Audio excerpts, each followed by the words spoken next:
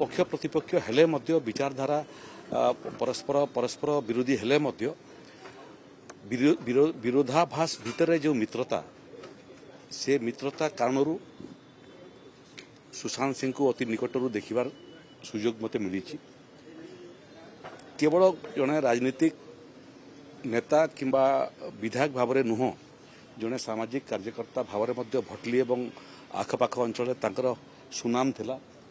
जी विपद पड़ूला कौन ना कौन साहाय्य चाहूला किए बेमार पड़ूला कार स्वास्थ्यगत सहयोग आवश्यकता थिला सुशांत सिंह द्वारा समस्त उन्मुक्त थिला। बहुत दिन है से असुस्थ थे शय्याशायी थे आज देहांत हो जाइए एवं तांकर देहांत फल सामग्रिक भाव में ओडिशार क्षति है किंतु बरगढ़ जिलार प्रभुत क्षति है।